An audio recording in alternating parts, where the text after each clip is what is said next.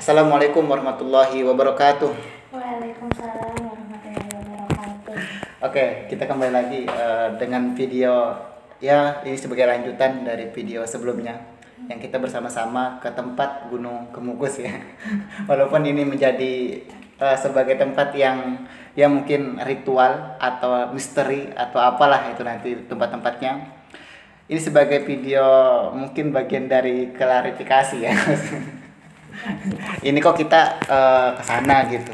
Nah, kebetulan pada video hari ini saya akan mengasih tahu alasan kenapa kami ke sana, dan kebetulan juga kita menemukan salah satu jurnal yang bagus sekali untuk kita bahas. Ini juga selaras dengan tujuan kita untuk datang ke sana.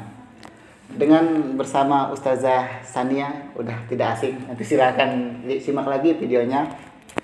Us, kita berbincang-bincang mengenai kemarin. Ya, Sebenarnya sebelum kita masuk ke jurnal, apa sih kemarin pengalamannya ketika udah datang ke sana tuh? pengalamannya ya pengalaman baru ya. Pengalaman Soalnya baru. dengar ceritanya juga barusan 2 hari yang lalu. Terus kita kemudian langsung ke sana Nah, saat itu juga. mm-mm.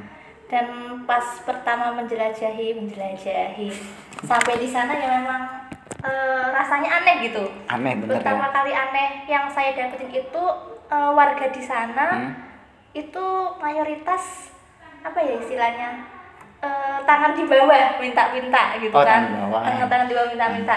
Jadi yang saya pikirkan apakah ini memang bentuk dari mata pencaharian mereka atau memang untuk memakmurkan Gunung Kemukus itu sendiri. Betul. Nah itu pertama. Dan kemudian karena kita sendiri bawa peralatan seperti kamera dan segala macamnya kan, jadi kelihatan sorotan banget kan ya Ustaz. Betul. Apalagi kita secara langsung ya, kita itu ya mungkin bisa dilihat sih bagi orang pendatang gitu. Apalagi saya mungkin pakai jaket, pakai kamera, Pakai helm. bahasanya itu udah bahasa Indonesia, mungkin udah mengenal sih orang ini orang pendatang gitu. Kalau secara lebih khusus lagi, itu kan tadi pengalaman tadi orang minta-minta gitu. Setelah masuk ada merasakan mungkin hawa-hawa apa gitu. Kalau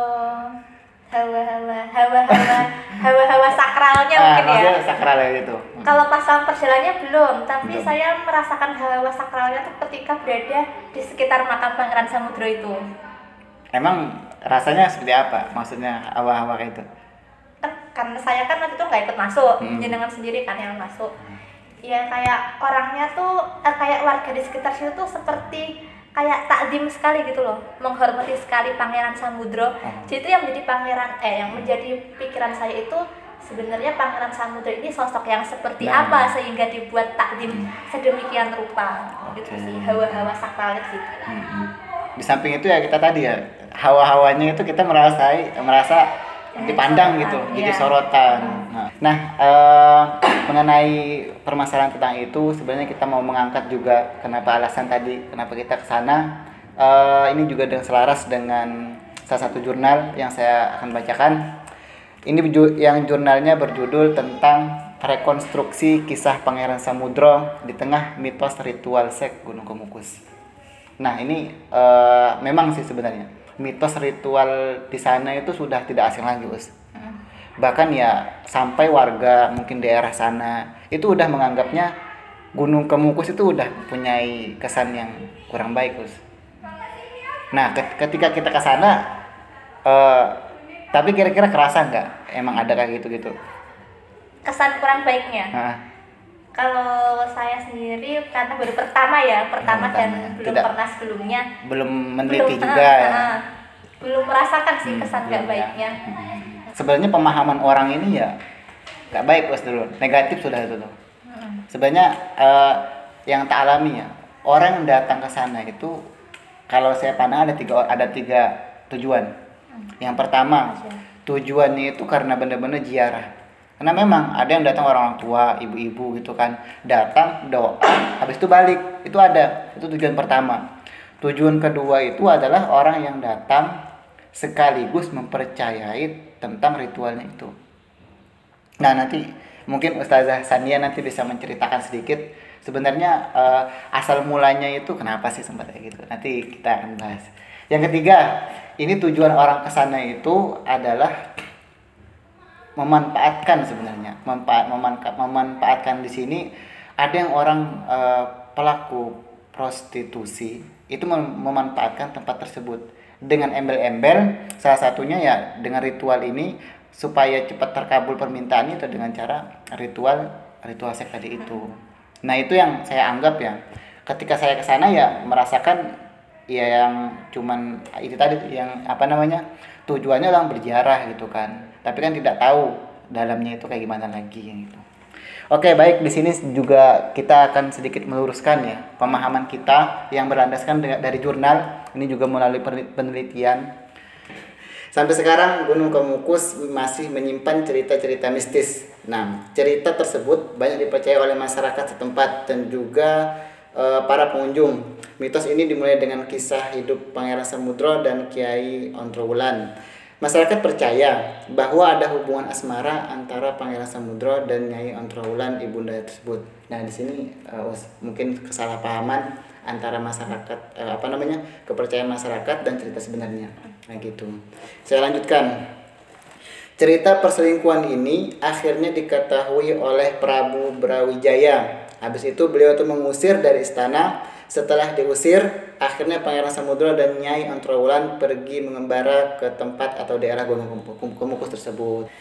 Di tempat inilah Pangeran Samudro dan Nyai Ontrowulan kemudian dirajam beramai-ramai oleh masyarakat, oleh warga sekitar, karena warga memergoki mereka berdua saat akan melakukan hubungan intim.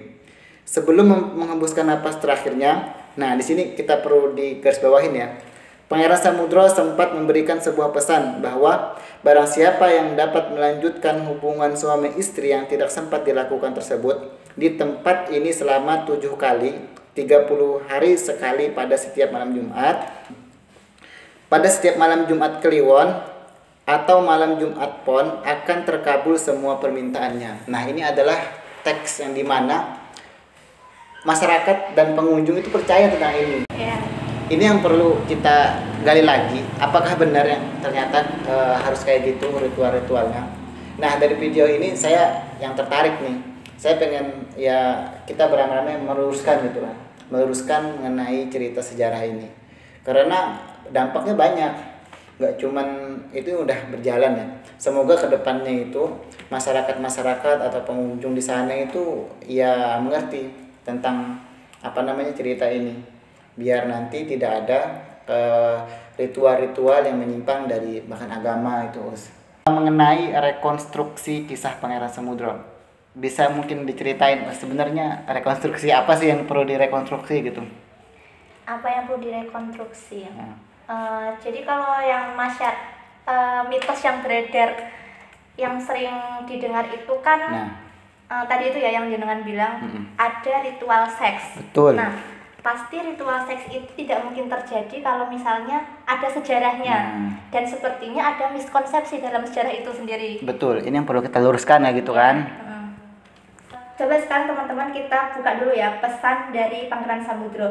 Jadi Pangeran Samudro ini sebelumnya merupakan anak dari seorang penguasa Majapahit. Kemudian ketika itu Majapahit runtuh ketika Islam masuk. Dan kemudian Pangeran Majapahit ini singkatnya belajar agama dengan Sunan Demak, Sunan Kalijaga, dan Kiai Ageng siapa gitu namanya.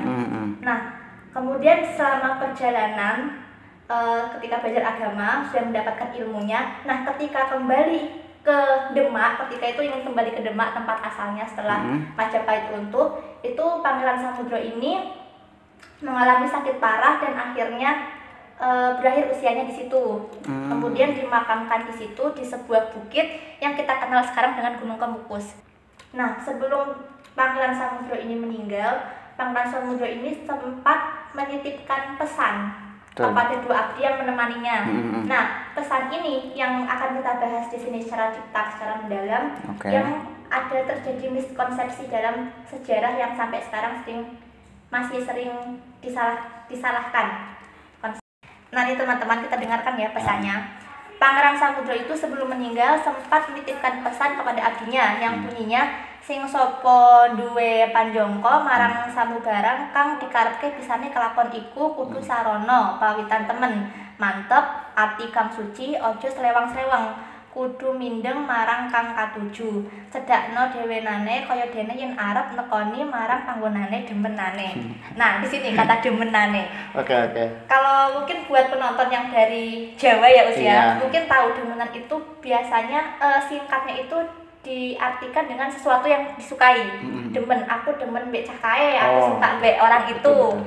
Nah, tapi sebenarnya di sini arti bahasa Indonesianya Pangeran Samudra yang pesan Pangeran Samudra yang benar itu barang siapa berhasrat atau punya tujuan untuk hal yang dikehendaki, maka untuk mencapai tujuan harus dengan kesungguhan, mantap, dengan hati yang suci, jangan serong kanan kiri, harus konsentrasi pada yang dikehendaki atau yang diinginkan. Dekatkan keinginan seakan-akan seperti menuju ke tempat kesayangannya atau kesenangannya. Jadi yang dimaksud itu ketika kita mau menggapai yang kita inginkan, seakan-akan tuh kita akan menuju ke tempat kesayangannya, ke tempat yang kita senangi. Artinya ya dengan usaha sungguh-sungguh gitu kan. Intinya di situ. Jadi nggak ada apa ya. Tapi masyarakat itu malah menafsirkannya kalau misalnya kita mau mendapatkan tujuan, kita mengunjungi makam Pangeran Samudra itu bersama orang yang kita senangi. Nah di sini orang yang disenangi itu oleh masyarakat dipahami dengan seorang yang bukan mahram, seperti itu. Jadi bukan istri, ya mungkin bisa kekasih tapi bukan mahram. Oke. Itu yang salah. Tapi memang orang-orang di sana itu udah kayak bahkan ya orang-orang luar itu tahunya tentang yang tadi itu. Maksudnya pesannya itu nggak baik tadi itu lah. Nah jadi di sini ya maksud dari jurnal dan maksud saya ini salah satunya adalah merekonstruksi. Rekonstruksi itu adalah mengembalikan ulang pemahaman tentang masyarakat mengenai Pangeran Samudro. Nah, jadi tadi kalau kita mengenal Pangeran Samudro, artinya pemahaman masyarakat yang mungkin tidak masuk akal itu dengan cerita tentang Pangeran Samudro sebenarnya itu sangat bertentangan ternyata. Nah, jadi semoga tidak ada lagi ritual-ritual yang menyeleneh itu. Oke, bolehlah kita itu nggak bisa ditinggalkan sebenarnya. Maksudnya kita melarang orang berziarah itu nggak bisa. Itu merupakan ya tradisi orang Indonesia mungkin ya, ziarah. Habis itu ya ziarah juga sebenarnya bagus tadi. Cuman benar-benar ziarah itu harus diniatkan dan tujuannya bagus kayak gitu. Itu mungkin penutup dari saya. Mungkin dari Ustaz Sania.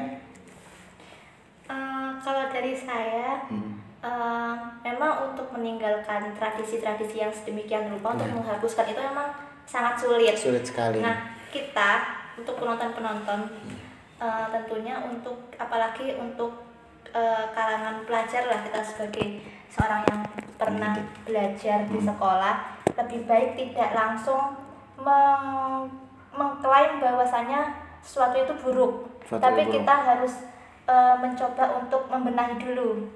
Nah jadi di sini semoga dengan video ini kita bisa sama-sama tahu bahwasanya sebenarnya yang terjadi itu seperti ini, bukan malah tiba-tiba menyudutkan sejarah Pangeran Samudro dengan sudut yang negatif. Padahal sebenarnya yang benar seperti ini, seperti itu. Sejarah perlu kita pelajari, jangan melupakan sejarah karena sejarah itu merupakan jadi cerminan buat kita ke depannya gitu. Itu dari saya terima kasih Ustaz Sania. Wabillahi taufiq wal hidayah. Wassalamualaikum warahmatullahi wabarakatuh.